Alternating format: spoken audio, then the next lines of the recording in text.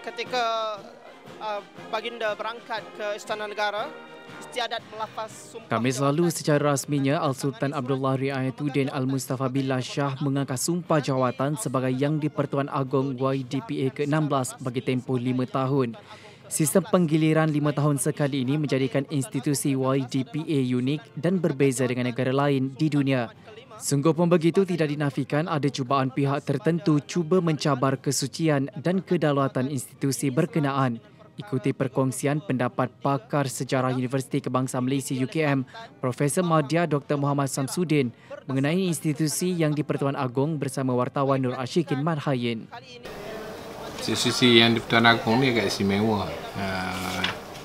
Kerana institusi ini adalah institusi yang baru sebenarnya dibentuk ketika kita mencapai kemerdekaan pada tahun 1957.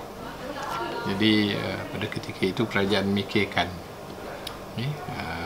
baik dari Majlis Raja-Raja, Kerajaan Persekutuan masa itu dan juga Kerajaan British memikirkan bagaimana wujudnya satu institusi persekutuan yang akan menjadi tunggak kepada pemerintahan negara yang perlu ada satu jawatan, iaitu pada ketika itu dipanggil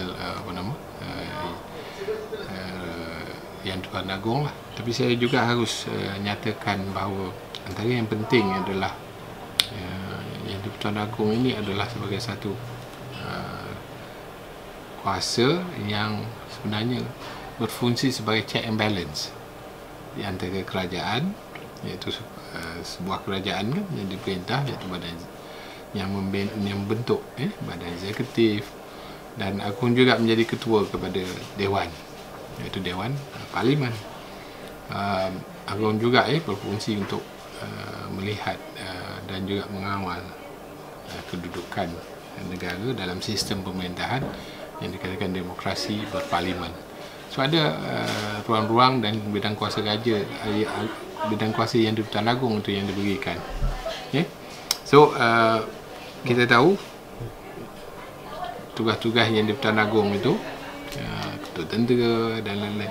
Tapi sebenarnya ramai yang tak tahu juga tentang kuasa Yang di-Pertuan Agong ini, kuasa melantik jawatan-jawatan tinggi dalam pentadbiran negara.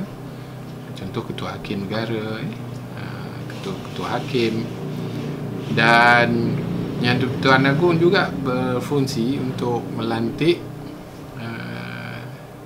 memberi lantikan, surat lantikan kepada perwakilan kedutaan kita.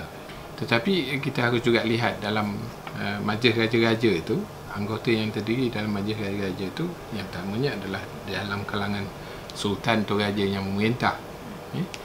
Tetapi yang kedua itu adalah tuan-tuan yang terutama, gubernur daripada negeri-negeri yang tidak mempunyai sultan. So antaranya adalah seperti Melaka, Sabah dan Sarawak, Pulau Pinang, Sabah dan Sarawak. So kita ada 4. Mereka ni menjadi ahli mesyuarat Majlis Raja. Yang melantik Yang di-Pertuan Agong adalah daripada Majlis Raja-Raja dalam kalangan sultan atau raja yang memerintah negeri-negeri. Dari kalangan mereka inilah baginda ni semua yang 9 inilah yang melantik. Jadi fungsi agung yang perlu, yang utama juga adalah sebagai satu lambang perpaduan. Sebab itu kita selalu katakan Yang di-Pertuan Agong itu sebagai satu lambang perpaduan. Dalam hal ini maknanya Yang di-Pertuan Agong harus mendapat dan berperanan untuk menyatukan semua kaum. Sebab itulah peranan Agong ini dan fungsinya, dia tidak boleh, baginda tidak boleh berpartisan, tak boleh terlibat dalam politik dan sebagainya.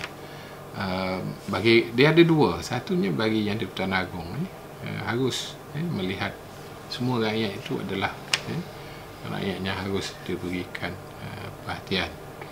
Rakyat juga dia ada konsep yang di mana rakyat juga harus memberi kesetiaan. Perpaduan ini boleh dibina dalam banyak bentuk.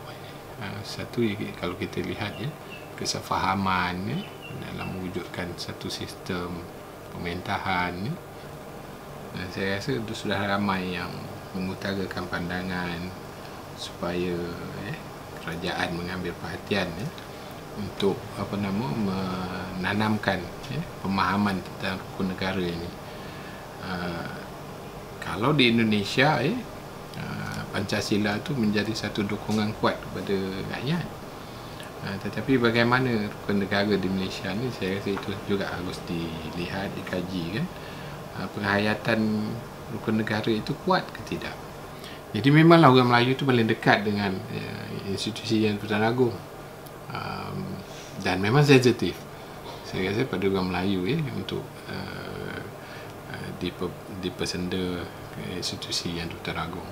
Memang orang Melayu akan tidak menafikan orang Melayu akan bangun mempertahankan institusi ini, sebab ini adalah satu institusi tradisi di mana secara peribadi saya lihat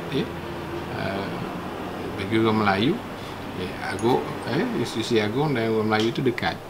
Dia tak boleh dipisahkan, maknanya dipisah tiada.